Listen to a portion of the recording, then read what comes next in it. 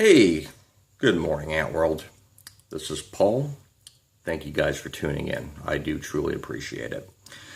The purpose of this video is to compare the success or track the progress of ants that are kept in a mini hearth or the Tar Heel mini hearth versus the traditional test tube setup.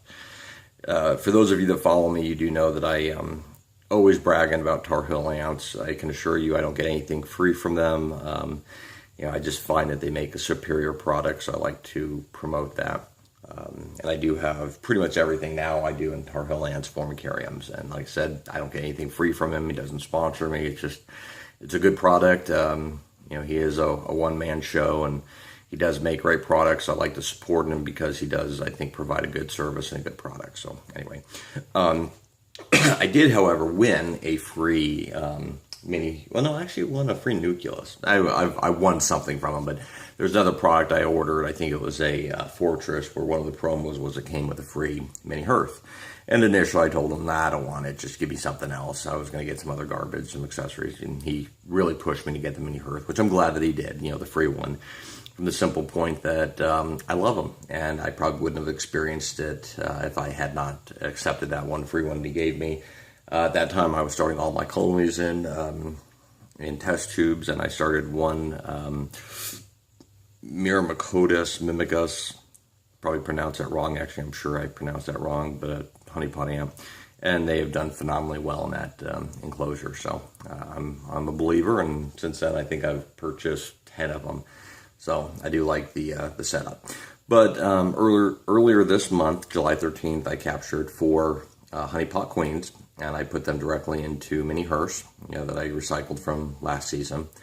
And 3 days later, on the 16th, I captured 4 more honeypot ants that I had put in a test tube. And I want to just compare, granted there's a 3-day difference, but I want to compare the overall success of the progress of the different queens within a different enclosure. So without further ado, we're going to go ahead and look at each one of these queens, kind of get a feel for what's going on, eggs and so forth. Then we'll look at the test tubes that were caught 3 days later, and just kind of, this is something I'm going to do. This is going to be an ongoing series, I guess you would say. So anyway, without further ado, let's take a look.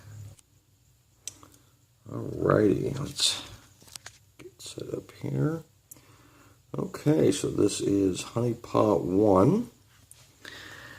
And let's see what we got going on in there. Let's change the angle up. No, that's not helping. She's definitely got some eggs back there. Just kind of hiding, shielding them, and I kind of want to see what she's got, but she won't move. There's not much I can do. Color is beautiful.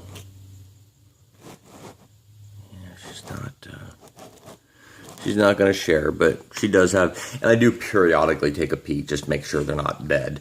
One of the things I find, and certain species are different, but when they die in these mini hearths, some of them mold up real fast. I mean, within a couple of days, it's just like green fuzz is growing out of them. So I do want to make sure they're alive. And I've had 3 queens that have died this season already, so this month.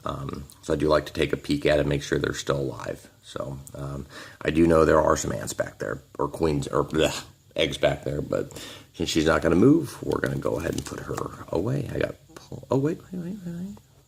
Come on.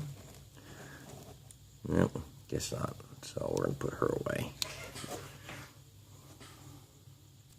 Okay, and we've got queen number 2.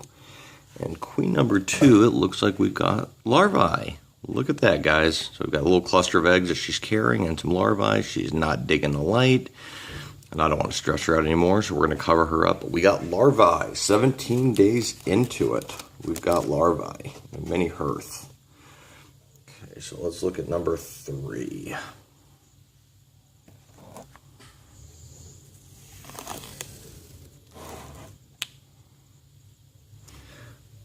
Nice large cluster of eggs. Doesn't appear that we have any larvae yet. Not that I can see. She just moved something. Yep, but we do have a very large cluster of eggs, so that's very good. Let's put her away. And number 4, Got a small cluster of eggs. Doesn't appear, well, she may have one or so larvae in there, but definitely, yeah, it looks like we got 2 or 3 larvae back there and a nice little cluster of eggs. So there you guys go, 17 days in the Mini Hearth. We've got, definitely got eggs on all of them, and in 2 of them it looks like we've got larvae. And that other one, I think number 1, there may be something going on there we just can't see. So let me go ahead and snag the ones that we started off in the test tube, see what we got there.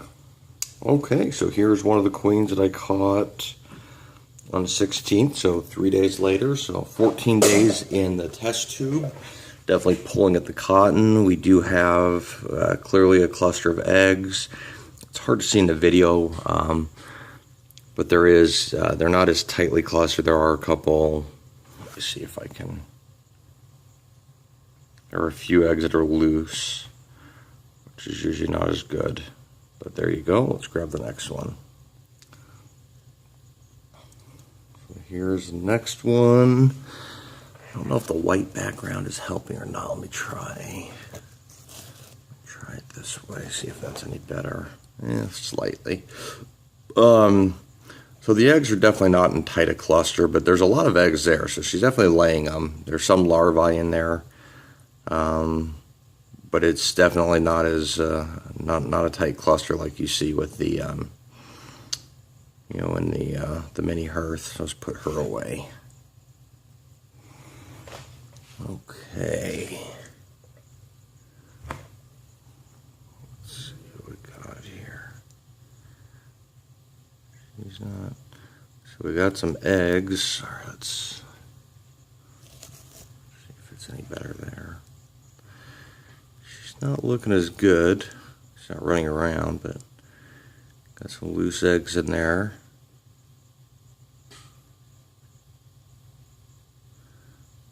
Okay, so let's go look at the next one. Okay, so we got some eggs stuck on the side of the test tube.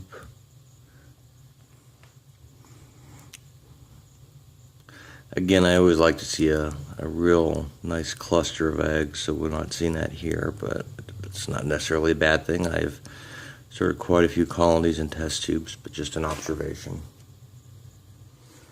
And here's a 5th one that I caught. I'm not really testing, but I did catch. So she's got a nice cluster of eggs in there. Not too bad. Here's a little bonus. This was a queen I caught that I thought had died, and surprisingly doing very well.